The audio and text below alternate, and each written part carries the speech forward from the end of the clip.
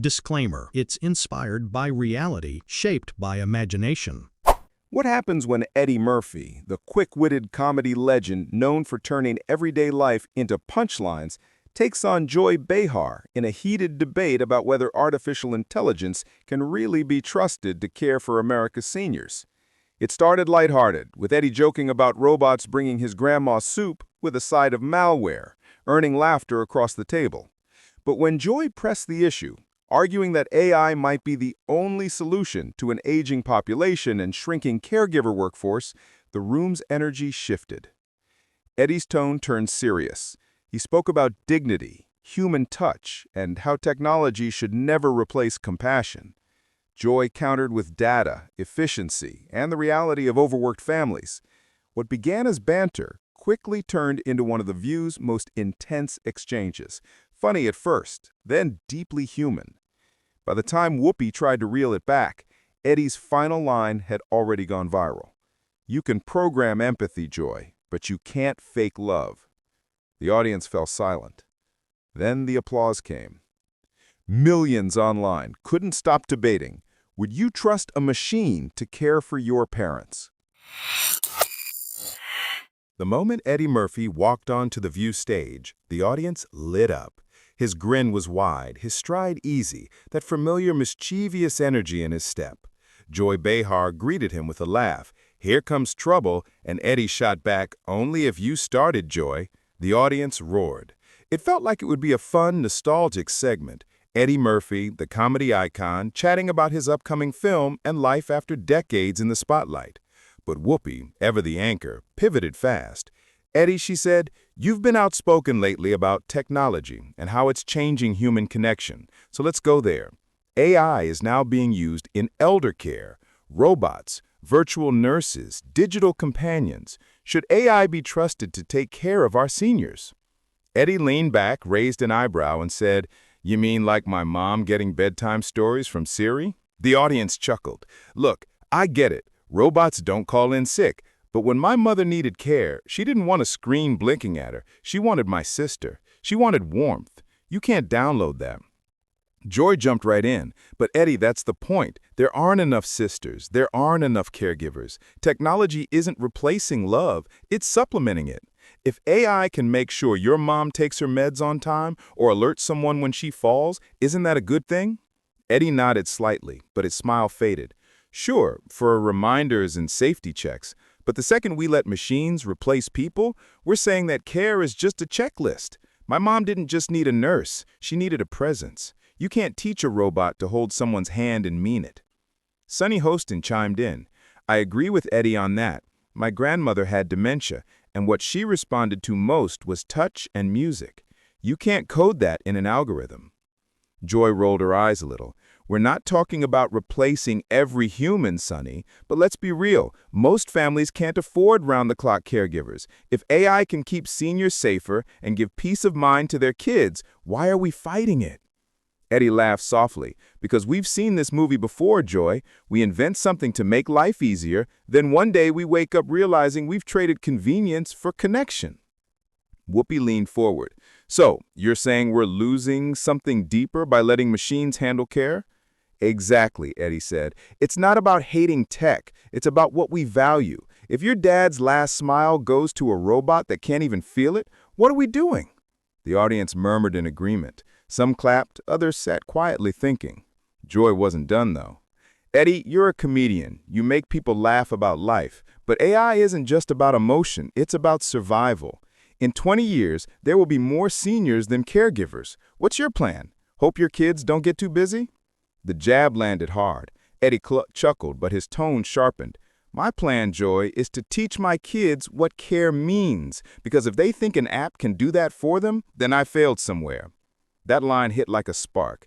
The audience clapped louder this time, the kind of applause that fills the studio with tension instead of comfort. Sarah Haynes, trying to lighten it, joked, "Well, as long as the robot doesn't try to tell my mom a knock-knock joke, I'm good." Everyone laughed briefly, but Eddie's expression didn't soften much. He continued, "Look, I'm not anti-progress. I just think we've gotten lazy with love. It's like we're outsourcing humanity. We say, oh, the machine will handle it. But one day, when you're lying there, do you want a robot saying, how are you feeling today, Joy? Or do you want your grandkid holding your hand? The laughter faded. The weight of his words settled. Joy took a breath. That's beautiful, Eddie, but maybe, just maybe, AI could enable that. If the machine handles the chores, maybe the grandkid has time to actually be there. Eddie paused, almost impressed by that logic. Maybe, but the problem is we humans always push it too far. It starts as help, then it becomes habit, then it's the new normal, and before you know it, the only visitor your grandma gets is a charging dock. Whoopi raised her hand like a referee. All right, we're just getting started, she said, smiling. We've got to take a break. But when we come back, Eddie versus Joy, round 2. Can empathy be programmed? Eddie grinned again, but this time the smile carried an edge. Oh, I'm ready. The audience cheered. The tension was set. What started as playful talk about robots had just turned into something far more personal, a question about what it really means to care. When the cameras came back from commercial, the room's energy had shifted. The applause was polite but curious. Everyone sensed the next round would cut deeper. Whoopi looked right at Eddie and said, all right, Eddie, before the break, you said something that's sticking with me. You said, we're outsourcing humanity. That's a strong statement. Are you saying technology is taking away our compassion? Eddie didn't hesitate. Yeah, I am. Every time we let a machine handle something that used to be a human act, raising kids, taking care of parents, checking in on friends, we lose a little bit of that muscle. Compassion's like a skill. If you stop using it, it fades. George jumped in. But compassion doesn't fade just because you use a tool, Eddie. We're talking about assistance. My mother's caregiver used a tablet to monitor her vitals. That's not heartless. That's smart. Eddie smiled, but his voice sharpened. That's not what I'm talking about, Joy. Monitoring is fine. But when you've got these companies making robot pets for lonely seniors and calling it companionship, that's not compassion. That's a marketing trick.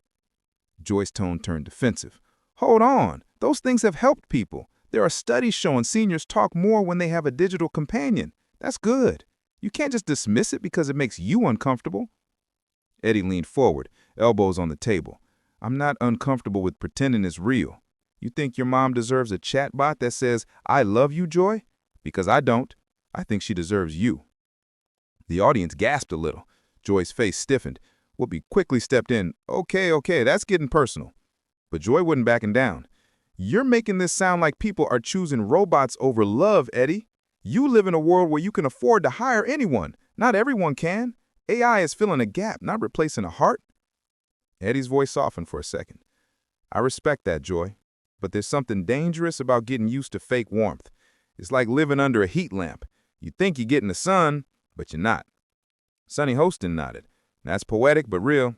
I saw a nursing home use AI for companionship therapy. They had this robot that would talk to the residents. One lady told me, I love her. She never argues. That broke my heart. Sarah jumped in. But isn't that kind of sweet? I mean, maybe it helps people who don't have anyone left. Eddie shook his head. It's not sweet. It's sad. We're so busy building empathy into code because we've stopped building it into our kids. The studio fell into a tense silence. You could almost hear the air conditioning hum. Then Whoopi said, so what do you suggest, Eddie? Everyone drop their jobs and sit in rocking chairs with their parents all day? That's not real life. He laughed lightly, but there was no humor in it. I'm not saying that. I'm saying don't confuse checking in with showing up. AI can remind you your mom's alive. Only you can remind her she's loved. Applause broke out. Some audience members even stood for a moment before Whoopi gestured for calm. Joy tried to recover, flipping through her note cards. Eddie, you're romanticizing the past. People died alone before AI too. At least now there's something trying to help. Eddie pointed gently toward her. Trying to help? Yes. But here's the trick. Machines don't know when not to help. They don't know what silence means, what a sigh means. They can track a heartbeat, but they can't feel a heart break. That line drew a collective ooh from the crowd. Whoopi smiled, impressed. Man, you still got it, she said. Joy forced a smile. He's got the lines, sure, but technology is not going away. You can either fight it or shape it. I'd rather shape it. Eddie nodded slowly, and I'd rather protect what's human while we still remember how. The tone was civil, but the air was thick with tension now. The audience was locked in, not laughing much anymore. This wasn't just a debate about technology, it had turned into a fight over the meaning of care, family, and time.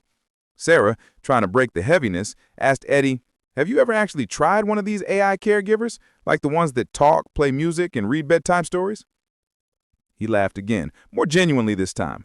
"I tried one. It called me Mr. Murphy in a voice that sounded like my GPS. I unplugged it in 10 minutes. Laughter finally returned, but Joy wasn't finished. She said, "You know what I think? You're afraid of progress. You've built a career on being human, on reading the room, on humor, but AI don't need that. It doesn't need ego or charm. Maybe that's what scares you." Eddie looked at her, almost amused. "You're not wrong, Joy. I am scared.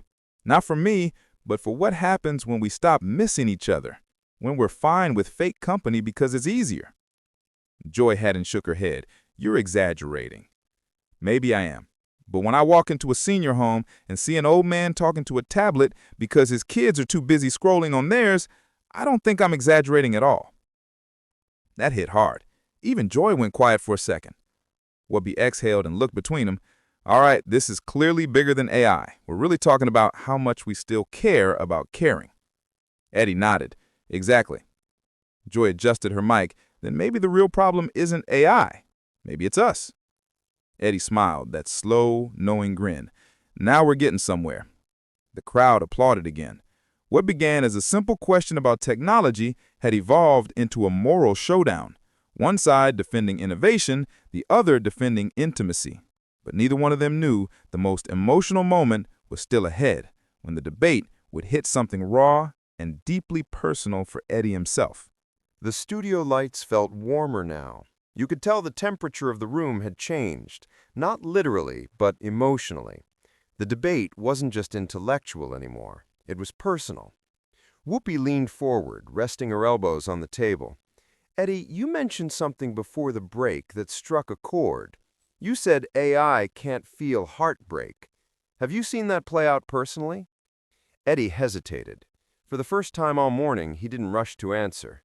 He rubbed his hands together, looking down briefly before speaking. "Yeah," he said quietly. "My aunt. She's 86, lives in New Jersey. Sweetest woman you'll ever meet. The kind of person who still makes tea for company even when she can barely lift the kettle." The audience fell still. "She used to call me every Sunday," he continued. "Then one week she didn't call. I called her, no answer. Couple days later, I find out she's fine, but she stopped calling because she got this AI companion her grandkids set up. It talks to her every morning, tells her jokes, even asks about her day. She told me, 'You don't have to worry about me being lonely anymore, Eddie. I've got Ruby.'" He paused. "Ruby's a tablet." The audience laughed softly, but it wasn't the kind of laughter that felt light. It was uneasy. Eddie nodded slowly. "Yeah. She said Ruby tells her she's loved every night before bed. But you know what hit me? That's my job. That's our job, not a piece of code." Joy softened a little. "That's sad, Eddie, but don't you think her grandkids were just trying to help? Maybe Ruby gives her something between the visits, something to keep her company." Eddie sighed. "I get that, Joy, I do. But when she told me she doesn't miss us anymore, that broke me. Because missing someone means you still feel the space between you. It's what makes reunion beautiful. And AI doesn't miss you back." Whoopi leaned back, visibly moved. "That's real. That's heartbreak right there." Joy, still keeping her stance but less sharp now, said, "But Eddie, your aunt is lucky she even has that. Some people don't have families to call. Isn't some comfort better than none?" Eddie nodded. "If that's what it's come to, then sure. But the problem is it's becoming the norm. The world's getting used to outsourcing care. And once you start outsourcing love, it stops being love. It becomes convenience." The audience erupted into applause. Some even shouted, "That's right." Sunny leaned in, looking emotional herself. "It's almost like we're building empathy machines because we've run out of empathy ourselves." "Exactly," Eddie said, voice thick now. "We're putting emotion into wires because we're too busy to feel it ourselves." Joy crossed her arms, but her tone was softer. "You're making it sound like AI's the villain. It's not. It's the symptom. People have always found ways to fill loneliness. Books, radio, TV. Now it's technology. Eddie smiled faintly. Sure, Joy, but books don't pretend to love you back. The audience gasped again, some laughing nervously. Whoopi chuckled. You're out for blood today, Eddie. But there was something raw in his expression now. Less performer, more man. No, Whoopi, I'm just scared. Because if love becomes a program, we stop fighting for the real thing. Joy spoke gently now. Maybe you're scared because you've seen what happens when people stop calling. You've got the same fear as your aunt, being forgotten. That one hit him, hard. Eddie didn't answer right away. He just looked at Joy, eyes narrowing slightly, but not in anger, more in recognition. You're not wrong, he finally said. That's the thing about fame. Everyone wants a piece of you when you're on top, and when you fade, no one picks up the phone. Maybe AI scares me because it reminds me of that silence, the idea that one day someone will just replace me with an algorithm that tells the same jokes. You could hear a pin drop. Joy looked down, then back up. That's not just about AI, Eddie. That's about getting older. We all fear being replaced. Whoopi nodded quietly. And that's the real debate here. Technology didn't create that fear. It just put a mirror in front of it. Eddie smiled weakly. Maybe. But I still think the mirror is lying if it tells you it loves you. That line landed like a gut punch. The room was silent for several seconds before a slow wave of applause broke out, steady, emotional. Joy reached across the table slightly, her tone much gentler now. You know, my dad used to say the same thing about answering machines. He hated them. Said if you can't say hello to a real person, don't bother leaving a message. I thought he was being dramatic. Now I get it. Eddie cackled softly. See, he was right. Machines don't love us back. They just echo us. Sunny smiled, shaking her head. That might be the most profound thing anyone said on this show in a while. Whoopi clapped her hands once, bringing the tone back. All right, I think this is officially above my pay grade. The audience laughed. But seriously, this is a conversation we're all going to keep having. Because this isn't just about robots. It's about what kind of world we want to age into. Eddie nodded. Exactly. If my aunt's last friend in this world is a machine, then we failed her. Not AI, us. Joy, surprisingly quiet, just nodded. That's fair. The applause returned, longer this time, echoing through the studio as the camera panned across the panel. You could see it on everyone's face. This wasn't just entertainment anymore. It was reflection. And though the debate would soon reach its breaking point, this was the moment that hit people in the gut. The laughter had faded, and what was left was the uncomfortable truth that progress and loneliness were starting to look a lot alike. The next segment began with tighter smiles. The tension had settled into something heavy and quiet, like the air before a storm. Whoopi tried to lighten it up, but even her voice carried a note of restraint. All right, we've gone from AI to philosophy to heartbreak, she said, chuckling softly. Let's talk about accountability for a second. Eddie, you've made your case about the emotional cost. But who's to blame here? The tech companies? The families? Or all of us? Eddie sat back, thinking. It's everyone. The companies are building these things because people keep asking for them. Families buy them because they're convenient. But the real problem is cultural. We stopped valuing presence.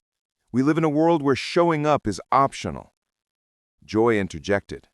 But that's not fair, Eddie. People are busier now than ever. It's not about not caring, it's about surviving. You think everyone's got time to drive 2 hours every week to see grandma?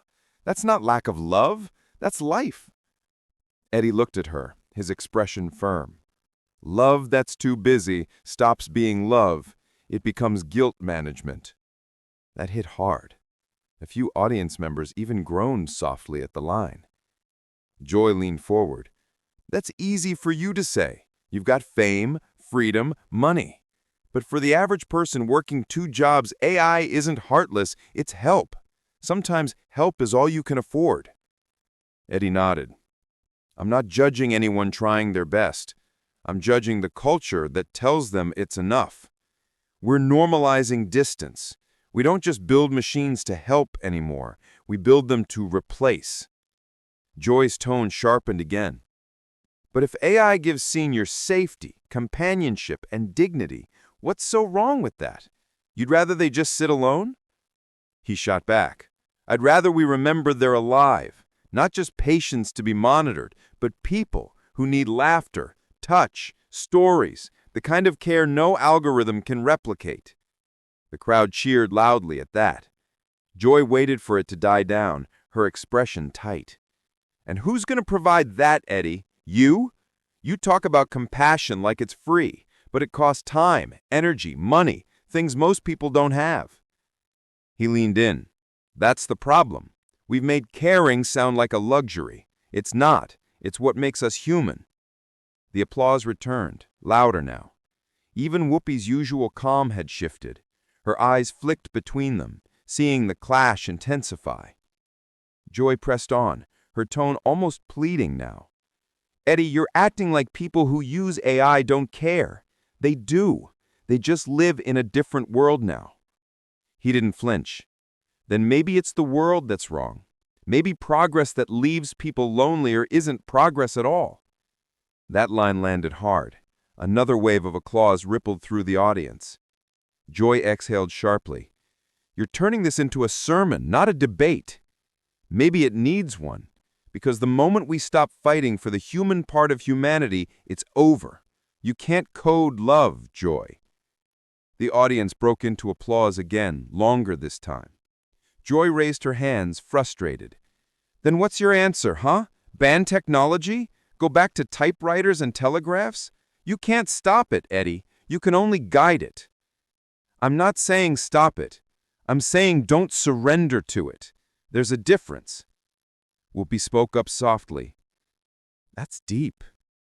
Joy, visibly frustrated, tried one last angle.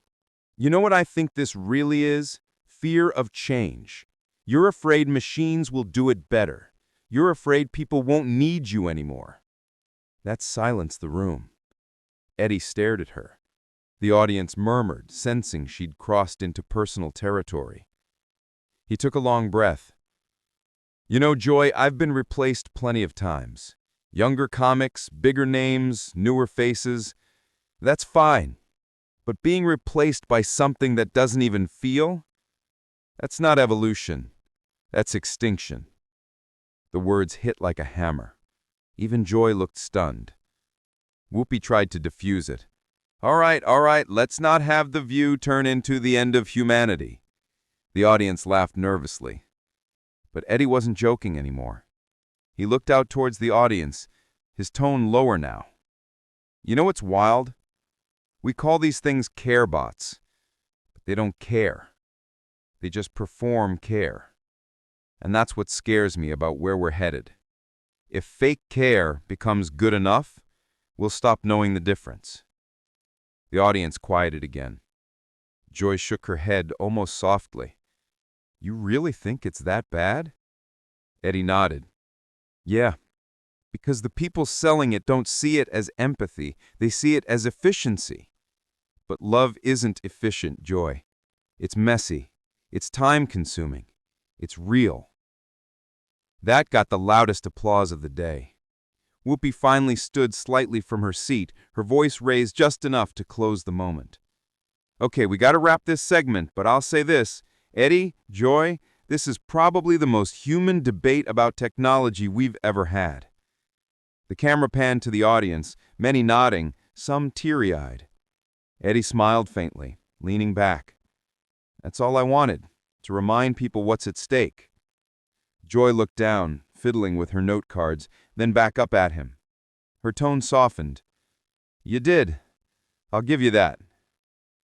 Whoopi looked to the camera. We're taking a break, but don't go anywhere, because after this we're going to talk about whether AI can really replace human creativity, though I think we just got the answer. The crowd laughed lightly, clapping as the music played out. But beneath the laughter was something deeper, a tension that wouldn't fade. Because Eddie hadn't just debated technology. He'd questioned what kind of people we were becoming. And that left everyone, panel, audience and viewers at home wondering how much of their own hearts they'd already handed over to machines. When the segment returned from its final commercial break, the atmosphere in the View studio had shifted completely. The laughter was gone, replaced by a heavy quiet that seemed to hang in the air. Joy Behar sat forward, her tone more measured now, while Eddie Murphy leaned back, arms crossed, still visibly unsettled from their heated exchange about AI and the future of senior care. Whoopi Goldberg, ever the calm center, broke the silence. "So, before we wrap this up," she said, her voice steady, "let's take a breath. Eddie, Joy, what's the takeaway here? Because I think a lot of people watching at home are scared. They don't know what to trust anymore, not just with AI, but with how we care for our aging parents." Eddie exhaled, his usual grin softening into something more thoughtful. "Look, I'll admit, I came in hot," he said, glancing briefly at Joy. "But it's because this isn't some distant issue for me. My mom's 84. She's the toughest woman I know. But when I visit her and I see the tech creeping into every corner of her life, from her doctor's office to her living room, I get nervous. Because it's not about whether a robot can remind her to take her meds, it's about whether she'll start depending on something that can't love her back." The audience fell quiet again. Even Joy, who had sparred with him the hardest, nodded slowly. "I understand that. But Eddie, you also have to admit, we're heading into a world where there just aren't enough people to take care of everyone. My mother was in assisted living for 6 years. If an AI system had helped her get better care or kept her from falling one night when no nurse was around, I would have said yes in a heartbeat." Eddie looked down for a moment, then back up. "That's fair, but trust doesn't come easy. We've seen what happens when we put too much faith in systems, especially ones built for profit. My fear isn't the tech, it's the people running it." Joy folded her hands. "And my fear is that without it, too many seniors will be forgotten." Whoopi leaned forward. "So maybe the truth is somewhere in between. Maybe we don't have to choose between compassion and innovation. Maybe it's about how we use it." Eddie cracked a faint smile. "You're right. AI can be a tool, but it can't replace what makes us human. You can't code empathy." There was a soft round of applause. The tension that had filled the room for the last 30 minutes seemed to fade. Even Joy's face relaxed into a half smile. "Well," she said, "I guess that's one thing we agree on. No robot's ever going to tell me to shut up better than Whoopi does." The audience laughed again, and the studio's mood lifted. Eddie chuckled, shaking his head. "See? That's why I love this show. You make me fight, then you make me laugh." Whoopi grinned and said, "That's the View for you." As the credits started to roll, Eddie turned serious one last time. "But really, if we're going to trust AI with our seniors, we better make sure it's not just about efficiency. It's about dignity. Our parents and grandparents deserve to be seen, not just managed." The audience erupted in applause, some standing. Eddie gave a small wave, visibly moved. Joy extended her hand across the table, and after a second's pause, he shook it. "For what it's worth," she said softly, "that was one of the realest conversations we've had on this show." Eddie smiled. "That means a lot from you, Joy." Whoopi closed the segment with her signature line. "All right, folks, that's our time. Whether you trust AI or not, just make sure you don't forget to call your mother." The audience laughed again as the camera zoomed out, capturing Eddie and Joy sharing a rare, respectful nod. It wasn't a victory for either side, but a moment of understanding and a debate that felt bigger than technology. It was about family, care, and what it means to stay human in an increasingly artificial world. As the clip hit social media later that day, it was replayed millions of times. Some people praised Eddie for speaking truth to tech, while others applauded Joy for standing up for innovation. But most agreed this wasn't just a TV debate, it was a wake-up call. If you like this emotional showdown, make sure to subscribe for more celebrity clashes, deep debates, and powerful TV moments. Drop a comment below. Would you trust AI to care for your loved ones?